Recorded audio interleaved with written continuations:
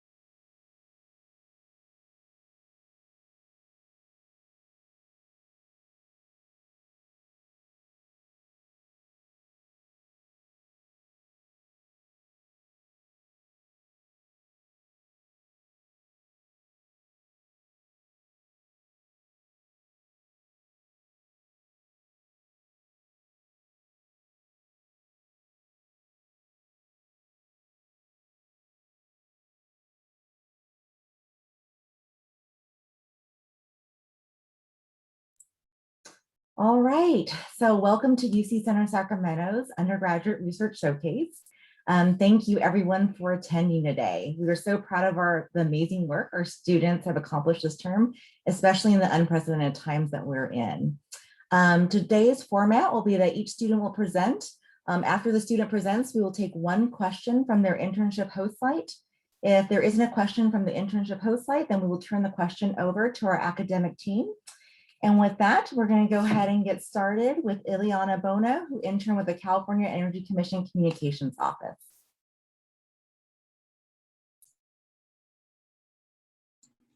All right. Currently, women run in less than 1/3 of political elections, according to Lawless and Fox and Warner and Corley. The early 1990s posed the largest increase in female congresswomen, but it has declined since then. Compared to male US senators, do female senators have more extreme declines in approval ratings between first and re-elected terms? Do female US senators have lower approval ratings throughout from 1980 to 2009? Using job approval ratings database from Lehigh University, a large N study was conducted to calculate the average positive approval ratings per senator for both first term and re-elected terms. Summary statistics and 4T tests were conducted. The findings are that first-time elected senators face more extreme positive and negative ratings, as seen in Figure 1. This does not support the hypothesis that re-elected have lower ratings throughout. Contrary to the hypothesis, re-elected female senators' ratings have a higher mean and inner quartile range, as seen in Figure 2. And for first-time elected senators, males have a higher mean than females, but there's a minimal difference, as seen in Figure 3. I suggest to increase the number of female politicians in politics. Only 70% of my sample was female, making it difficult to generalize my findings. And perhaps launching a bill similar to the Help America Run Act can assist in child care costs can help females increase their running and get reelected. Thank you. Great, thank you so much, Juliana. And so if there is a question from her internship host site, if you want to raise your hand, I can go ahead and call on you. All right, Sandy Louie. Hi, Eliana. This is Sandy with the California Energy Commission.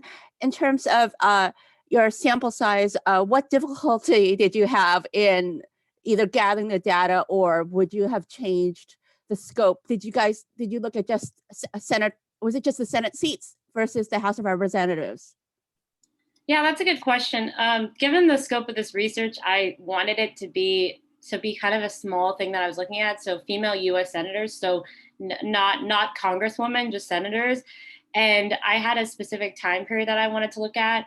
And I did have to discount some individuals that weren't part of my data set because the database I was using didn't include enough information on them.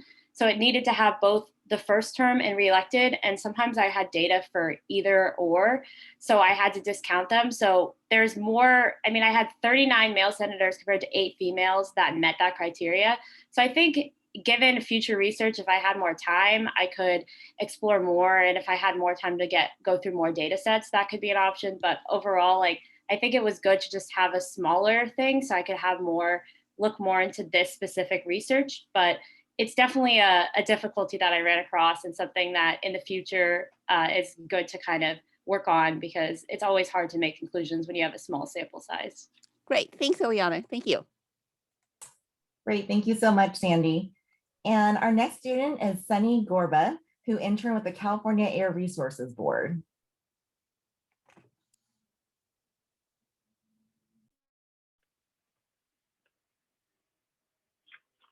All right. California is facing a crisis on two fronts: affordable housing and wildfire policy. In this era of polarization, is there any consensus on how to respond to these issues in public opinion? For my research, I asked, what is the relationship between gender and public opinion in California regarding housing affordability and development in high-risk wildfire areas? I hypothesized that women and non-binary individuals are more likely to support state oversight for making housing affordable and limit development in high-risk areas due to their increased vulnerability, as established in previous research. For my project, I conducted a large N study from UC Berkeley of over 4,000 state voters in June of 2019, focusing on two questions concerning this topic. Beyond gender, I also analyzed differences based on party identification and region. My main finding is that 56% of women and non-binary individuals support state oversight for the creation of affordable housing at 7 points over men. The gap further increases as women and non-binary support limits on development in high fire risk areas at a higher rate, as seen in Figure 1. Looking at the state overall, 82% of women support limits on development in high risk areas, with men trailing by 10.7 points. When we break this down further by region, we see the gap hit over 20 points in areas like Orange County and the northern San Joaquin Valley, which you can see in Figure 2. So taken as a whole, my research reflects that opinions on affordable housing and development in risk areas differ across the state along lines of gender, party preference, and region. I recommend that policymakers take these discrepancies into account, but also value that many Californians are open to starting these conversations. Thank you. Great, thank you so much, Sunny. And so a question from her internship host slide. Okay, great. Susan. Hi, thank you so much. This is Suzanne Haig with the Air Resources Board. Sunny, that's a really excellent poster and really interesting research. And since you have been helping us so ably with legislative research, I'm wondering, based on your research, what would you like to have legislators know so that they can craft and pass more effective legislation on housing and wildfire? That's a really great question, and one that you could spend so long talking about. I think that it would be great for legislators to recognize, for me, this research was really interesting because I never thought about housing and wildfire as along the lines of gender. And I think it would be really engaging for future legislation to take into account that these crises that California is facing affect different groups differently. But yeah, I could talk about that forever. Thank you. Great, thank you so much, Suzanne, and thank you so much, Sunny. And so our next student is Elisa Flores.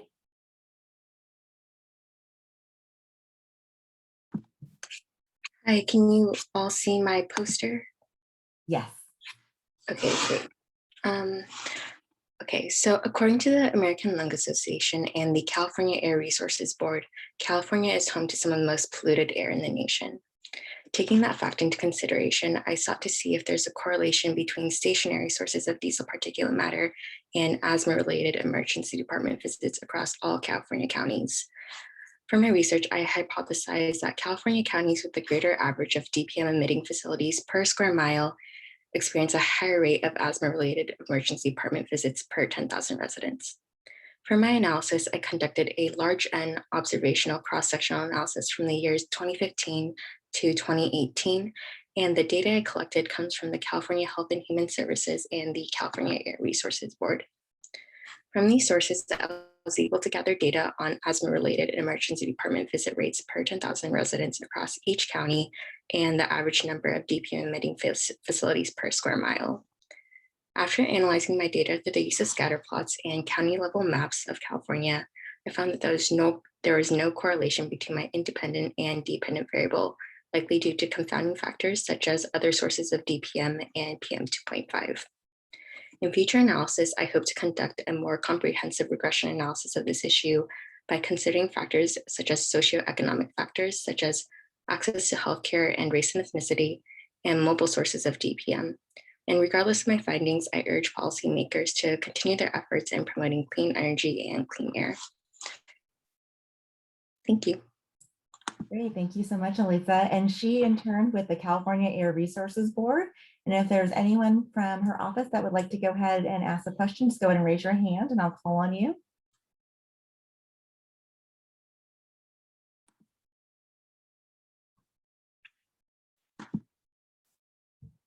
All right, and then if not, a question from our academic team.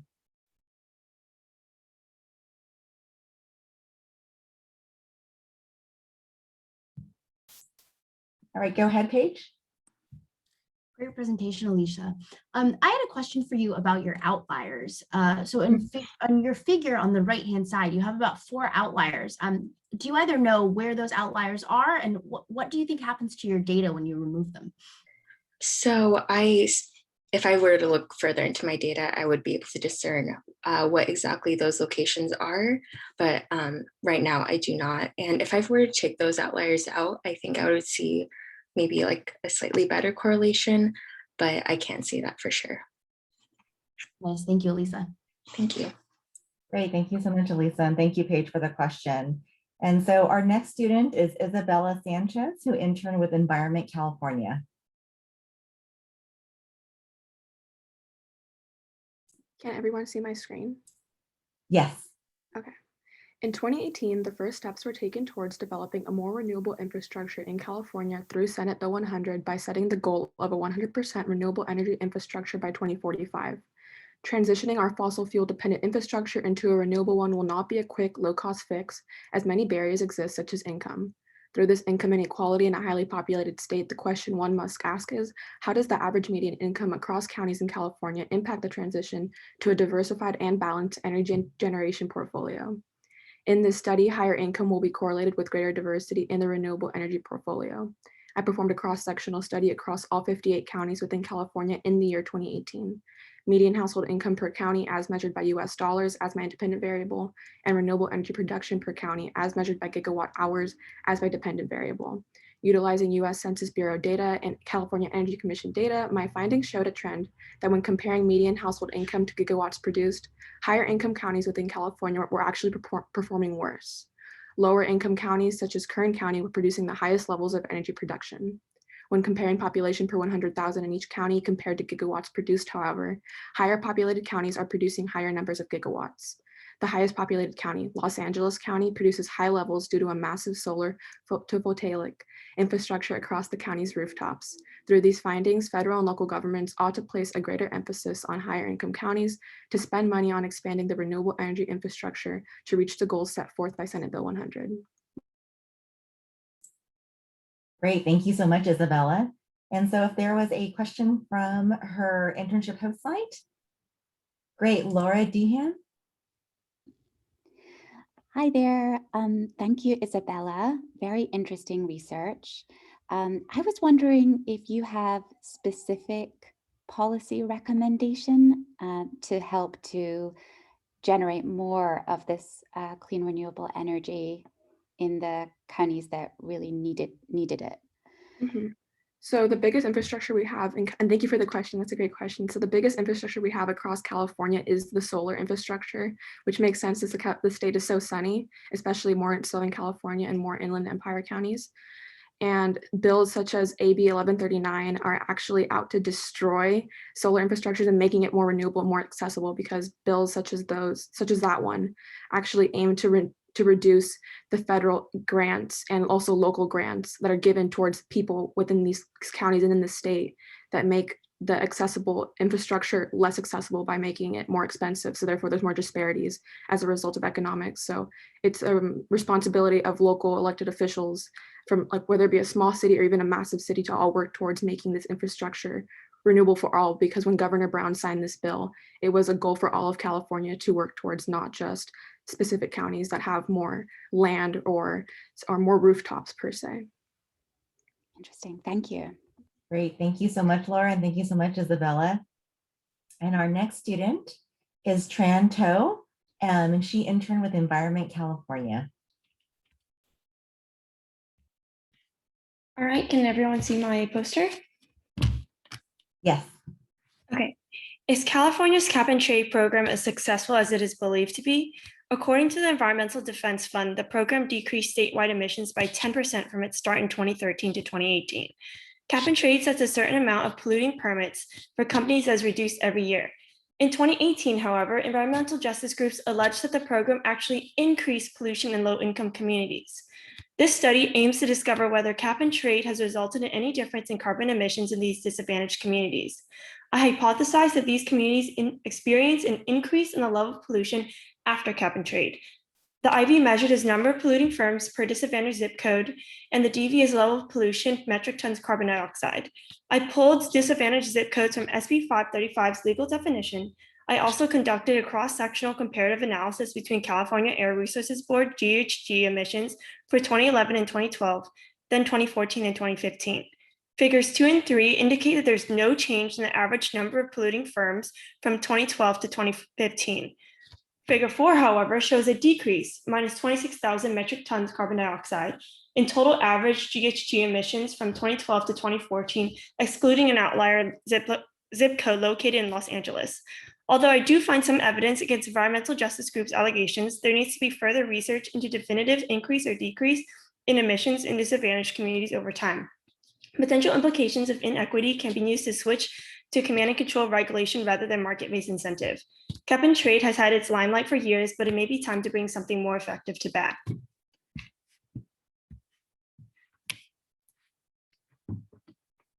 Great, thank you so much, Tran.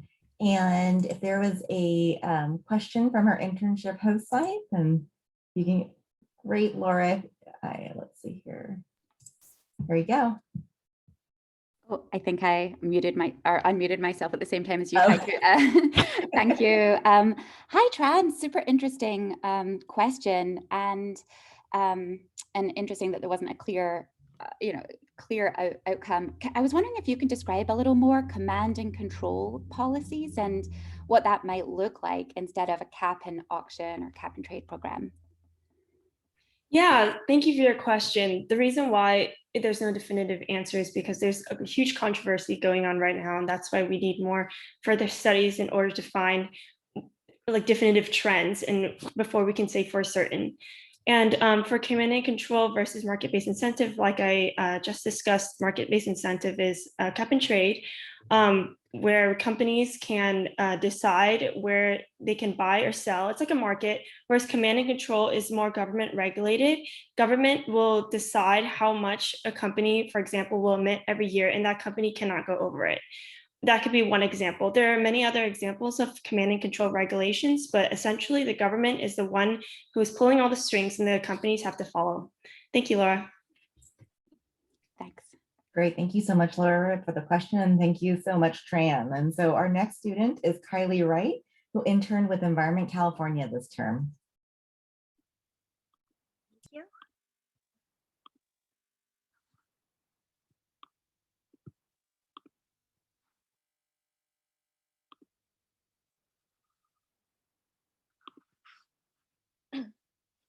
Okay.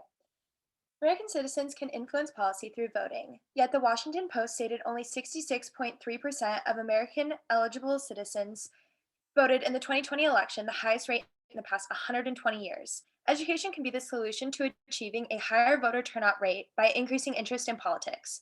According to The Guardian, in the 2012 presidential election, only 21.6% of adults with the highest education completed of 9th grade voted compared to the 74.7% of adults who voted with advanced degrees. Will education have an impact on the political party the American youth votes for? I hypothesize that it will.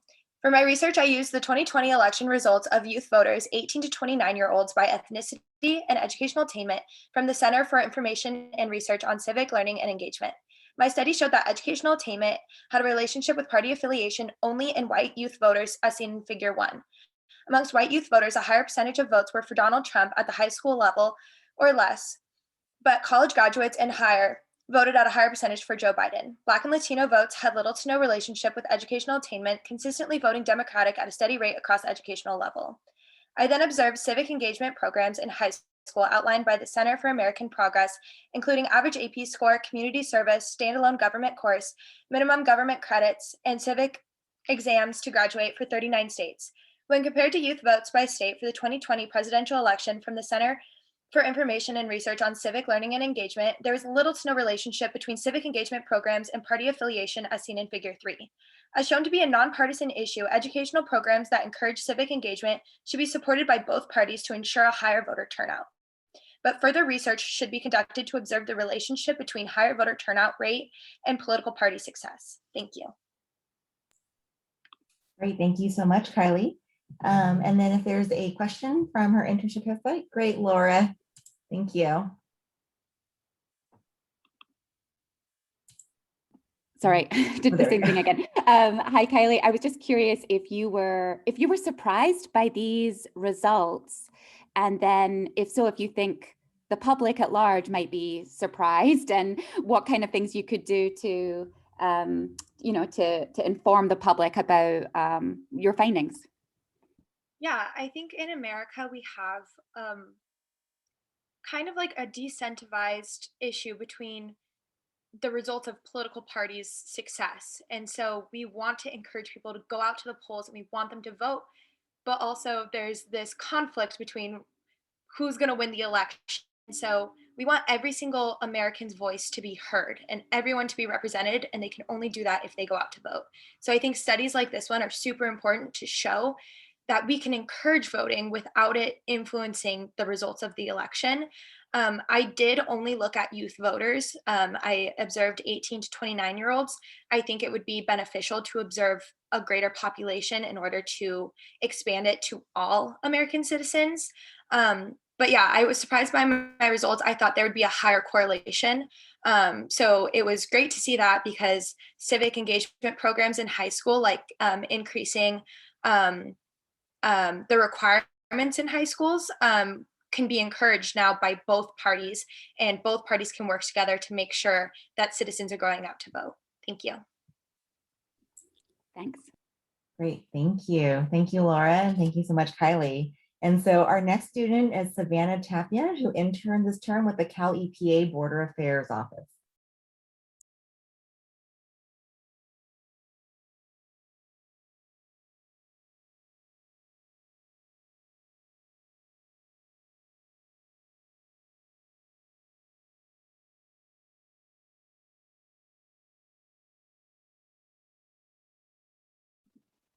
Apologies. 1 second. All right. Are we seeing? Yes, your poster. That's great. Okay, great. According to Good Neighbor Environmental Board, climate projections for 2050 indicate that 32% of counties in the US could be at high or extreme risk of water shortages compared to 10% of counties today, with the greatest concentration of extreme conditions occurring along the US-Mexico border. To address this issue in California, I sought to answer the question, which communities are most impacted by water vulnerability in the California-Mexico border region? My hypothesis was that between the 14 California-Mexico border census tracts, the more diverse census tracts would have worse water vulnerability. To test my hypothesis, I conducted an observational study using data sourced from OEHA's CalEnvirus Screen mapping tool. The IV was census tract diversity measured as percentage of non-white population, while the DV was water vulnerability measured separately as CalEnvirus Screen indicators titled groundwater threat and drinking water contamination. The findings of the two cross analyses indicated no relationship between diversity and groundwater threat, and a strong negative relationship between diversity and drinking water contamination. This relationship is indicated in the graphs in the center of the poster. Overall, the data did not support my hypothesis. Despite the failure of my hypothesis, there are still many occurrences of high percentiles of both groundwater threat and drinking water contamination along the CA-Mexico border. I suggest further research on what is causing the high percentile rankings if it cannot be predicted by diverse populations. Thank you. Great, thank you so much, Savannah. And if there is a question from the office.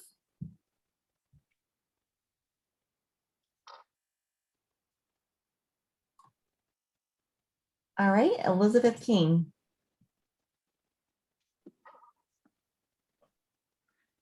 Hi, everyone. Savannah, thank you for that. That was a really, really great presentation. The data is super interesting and super relevant for our border program.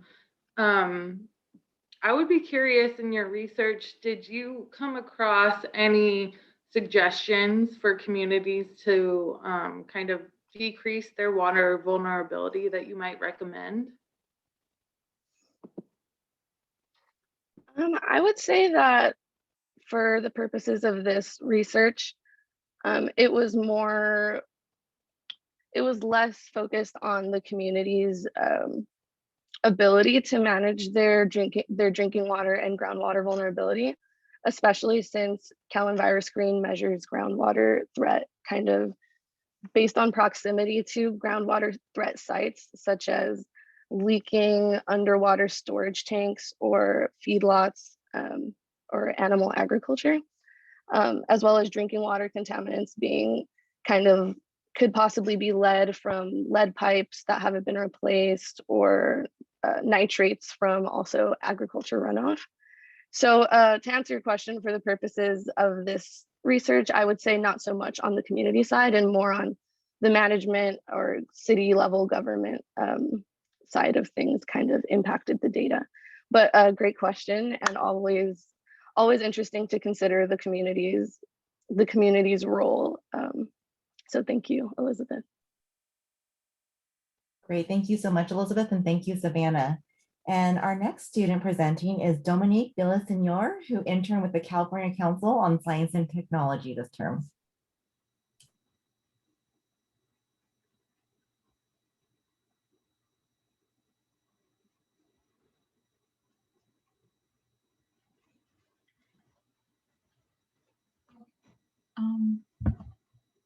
Does everyone see it? Oh. Okay. There is a large underrepresentation of women in STEM education. Many girls steer away from advanced courses in STEM once they reach high school, which limits their options for STEM college degrees. This leads to my research question on who's more likely to enroll in a STEM discipline based on county basis: first-time female freshmen or new undergraduate transfers from community college. I hypothesized that female freshmen were more likely to enroll in a STEM discipline at the California State Universities than female transfers. I also hypothesized that this was due to their higher socioeconomic status. My data measured the STEM disciplines at the CSU and the percentage of women enrolled. I also included counties and their median household income. To tie how income influences the rate of women's enrollment in STEM, I measured the number of women in physical sciences in each county. This provided a great visualization on comparing women in STEM at different undergraduate pathways. In my findings, first-time female freshmen had a similar percentage of enrollment as transfers in computer and information sciences, engineering, mathematics, and physical sciences. However, looking at the biological sciences, female freshmen had a higher enrollment rate than transfers. The median income in each county seems to have an influence on women's enrollment in physical sciences, more specifically towards with female freshmen. My policy recommendation is for schools to strongly encourage women's achievement, confidence, and affinity with STEM by providing role models and mentors and funds for STEM instruction. Thank you. Great, thank you so much, Dominique. And we do have a question from your internship host site. So Amber Mays. Hello, Dominique. Thanks so much for this, and thanks for all that you've done with us at CCST. Can you tell us a little bit more about the assumptions that you used that informed this research project? You know, what were the assumptions that you made, and what did you base those assumptions on? So I already had an understanding that there was a large underrepresentation of women in STEM overall. And then as I was doing my research, I was reading multiple articles, research studies on how women are affected. And in my study, it was mentioning how girls are very negatively impacted when they reach STEM. If they're interested in STEM, they are put down a lot. And within regards to that, I started looking at other research studies about women in community college. And their barriers that they face were socioeconomic barriers, that they couldn't afford going to a university, they couldn't, they were caregivers. So they had a bigger barrier as well. So from my hypothesis, I kind of wanted to see if freshmen were more likely to enroll in a STEM discipline than transfers. But based on my research, they're similar, right? The only thing is that female freshmen are at a higher rate in biological sciences than transfers. Great, thank you so much, Amber, and thank you so much, Dominique. And so our next student is Maria Castillo, who interned with California Forward.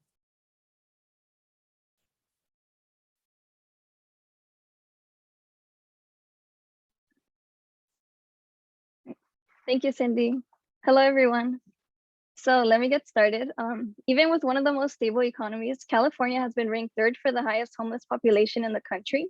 And looking at a political party demographic map of California, it can be seen that most counties are majority Democratic and majority Republican, which brings me to the question, does the partisanship of a county influence the services they fund, which in turn affects the homelessness rate?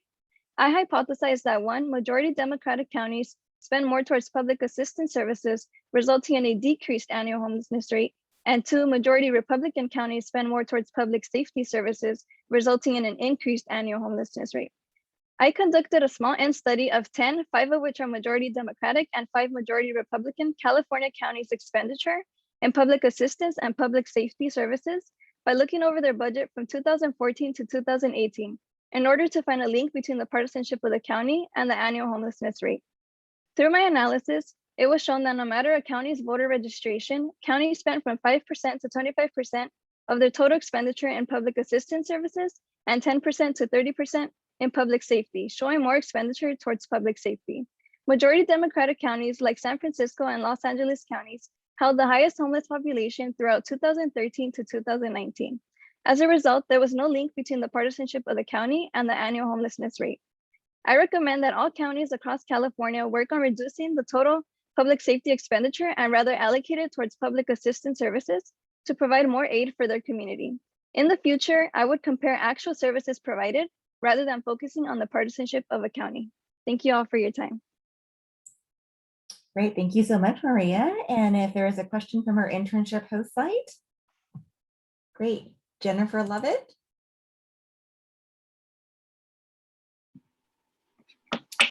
Hi, thank you, Maria, for that wonderful presentation, and thank you for all of your great work over the past few months. I wanted to ask what you think the interaction of housing policy is in this as well, and how that plays into this. So the reasoning of this this project and my research question is because I've seen how divided our country is.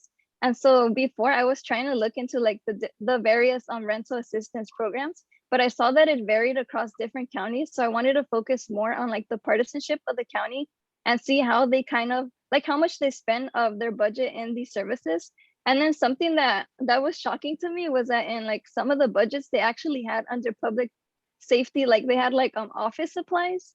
And like I felt like rather than using money on like office supplies, they should be using that on like housing vouchers. And that's something I learned like in being throughout these 3 months with y'all. So that's something that I would want to further research, like further researching housing vouchers or more assistance programs, or even helping the community get more housing.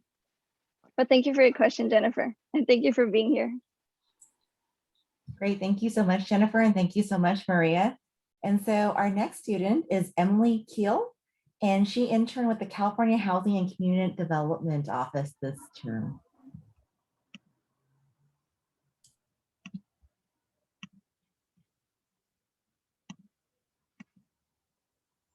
Thank you, Cindy.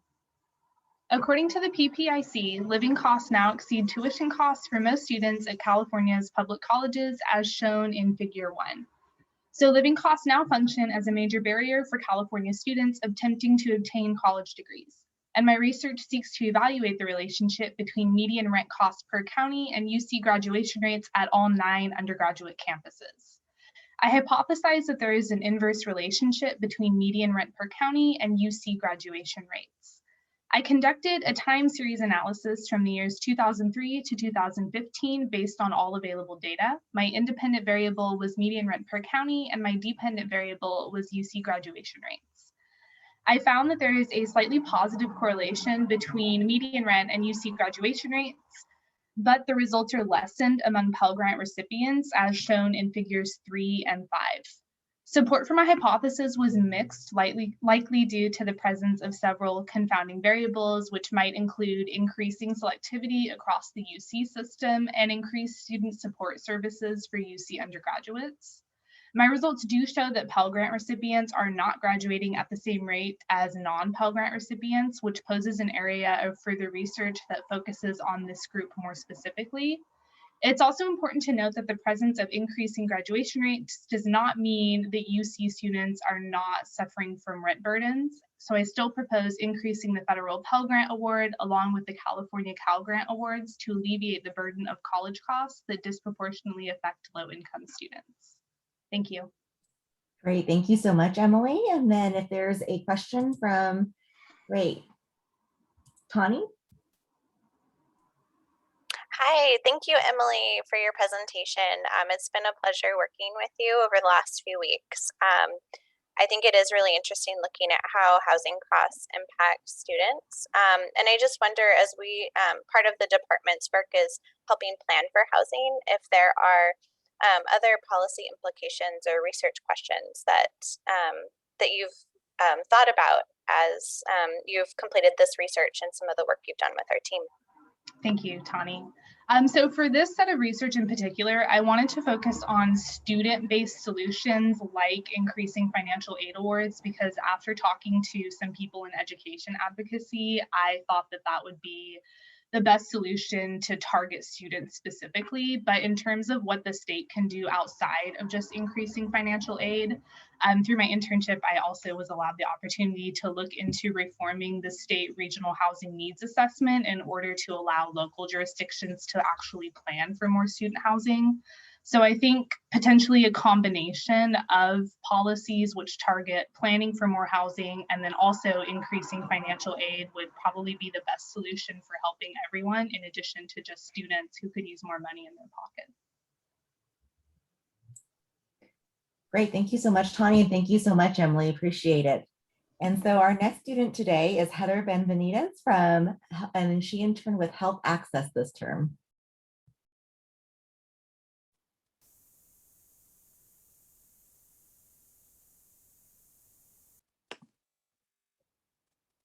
Hello.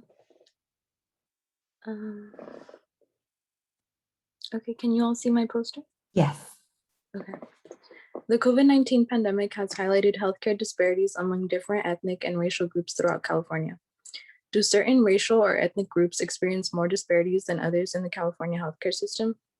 I hypothesize that minority ethnic or racial groups, especially patients with disabilities or with chronic diseases and older patients, will experience more discrimination and disparities in the California healthcare system. For my research design, I used data from the California Health Disparity Study based on the Managed Care Accountability Set Measures, or MCAS, and I also used survey responses from the Health and Retirement Study assessing healthcare discrimination using the Everyday Discrimination Scale.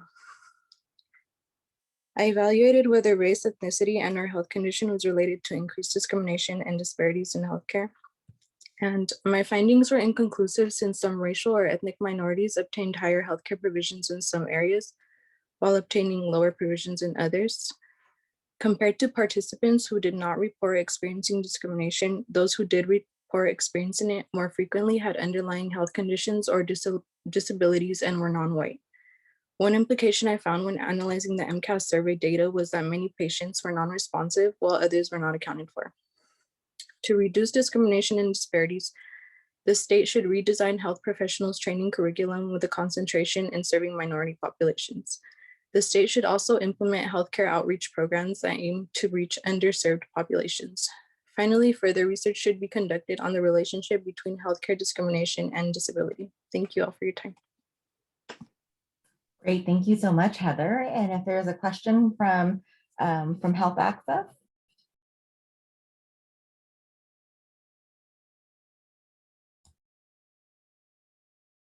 All right, and then if not, over to the academic team.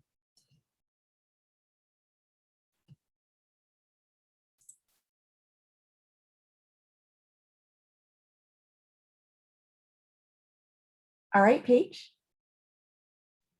Thank you, Heather. Could you tell us how you measure and define healthcare discrimination? Yeah, so in my research, the survey that I observed, there were several measures where patients were able to describe their experiences with healthcare providers. So that went from multiple areas, like how did patients feel they were treated? Were they offered certain services? Were they were they given the information about their healthcare coverage? So many things like that. Thank you. Great. Thank you so much, Paige, and thank you so much, Heather. And our next student is Cynthia Yepes, who interned with Political Solutions this term.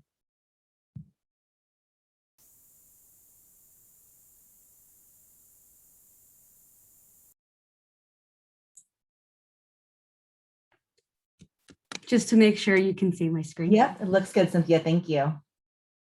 Awesome. Thank you. Okay. California Community College are the largest system of higher education in the nation.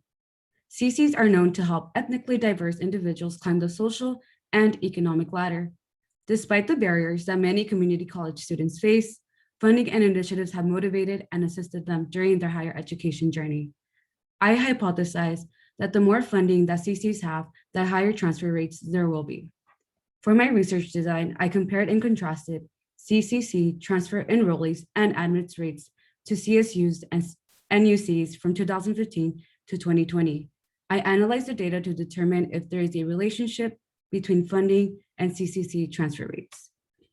Figure 1 shows that CCC's funding has steadily increased of about $300 million each fall term, which has resulted in 2,000 more transfer students to both CSUs and UCs per year. Similarly, figures 2 and 3 support that CCC transfer rates continue to increase overall. Surprisingly, I observed that more CC students are being enrolled and admitted to CSUs than UCs. Some policy suggestions to the CCC are to develop a 5-year plan to increase CCC total funding, invest in more initiatives that target and track first-generation and Hispanic students, since they do make up almost half of CCC's population. Community college students from underrepresented populations deserve more educational opportunities, given their imperative impact on California's economy. Thank you. Great, thank you so much, Cynthia. And if there's a question from our internship host site. Great, Angela Blanchard. Hi, Cynthia. Thank you so much for the presentation. You know, given that you are going to be moving on to your fellowship in the fall, how has this research informed what you hope to do on the policy level in the coming years, or I should say year? Thank you so much for attending, Angela, and for your question. Yeah, getting accepted to the program was a really something I'm really grateful for and a really great opportunity. But regarding your question, as a community college transfer student that transferred to UC Davis, it truly it has given me the tools. Just transferring has given me the tools to like get more opportunities. For example, just joining like UCCS, right, is something that is an educational opportunity that I would not have had if I was in community college. And I feel like programs like, you know, the UCCS program, I know there's also the UCDC program at Davis, that really does give students, especially transfer students, opportunities to, you know, research and just intern in different spaces and just take these spaces that we do need also at the community college level. For example, I know in my community college, the last year when I transferred in 2019, they just started the study abroad program, which is something that I think is really should be demanding for every community college student to have the opportunity to go abroad and also study and explore. And I think it's something that every college should have, and specifically like just the community college system does serve a lot of underrepresented minority students. And so just giving them the access to these spaces to succeed. And, you know, it kind of regenerates into the economic, California specifically economic world. So it's a win-win for all, I would say. And I think it's a good cycle to have these educational opportunities. Thank you, Angela. Thanks, Cynthia. Great, thank you so much, Angela, and thank you so much, Cynthia. And so with that, I'm going to go ahead and Brooke kind of pause the recording here.